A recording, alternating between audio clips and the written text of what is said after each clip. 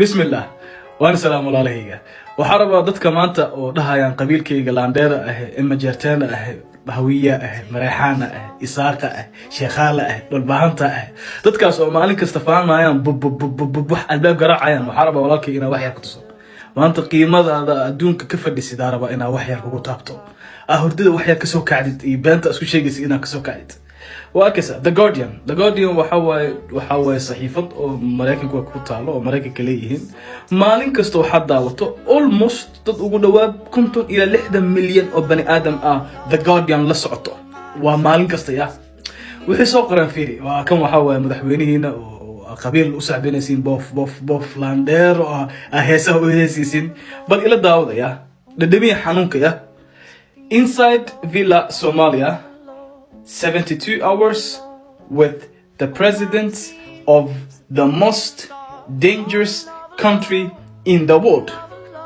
حتى مقعد دلك حتى مشيقن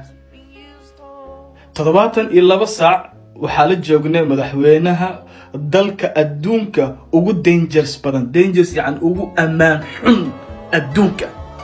يعني حتى قيمة مكسين المدهن مدحوينها صوماليا مكودين heerkaas maanta marayna hadaan ka Soomaaliyeed nacam heerkaas maanta marayna hadaan dhalinyaro iyo hooyaal iyo aabayaal iyo ubad maanta marayna almost 10 ila 11 milyan oo bani aadam oo Soomaali adduunka ku joognaa sumcadeena sana ma linkas dhulka lagu ridaa iska aamusno maxaa ka galay Soomaali xogdhaa maxaa ka galay iska aamusno sharciga haystaa guriga haysata lacaga haysata maxaa ka galay ana caawin maxaa ka galay saan ugu bahdila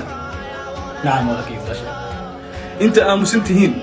inta jiiftiina u malisiin guriga degantihiin in lacagta qaadanaysiin iyo baasaboorka Mareykanka iyo baasaboorka Ingiriiska iyo Australia iyo Canada iyo Sweden iyo Denmark in heer ku gaarsiinayso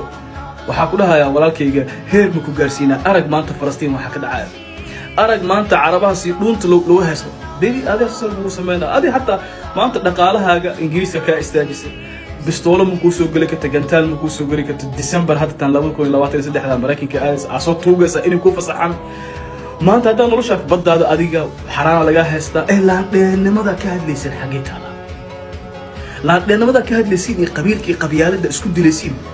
wiil walaalkiis dilay fanaan maxaa u caysay qabiil maxaa u caysay gabar kale oo walaasheed sakiin gelinayso qabiilkaas maxaa u caysay heerkaas maraysiin bal daawada bal isku daya waqti 5 minute ina gashin internet ina gashin qora The Guardian Inside Villa Somalia bal akhri halku wixii ka soo qoraya laandheero markaas aad dareemaysaa ina laandheero tahay misayna ahan salaam alaykum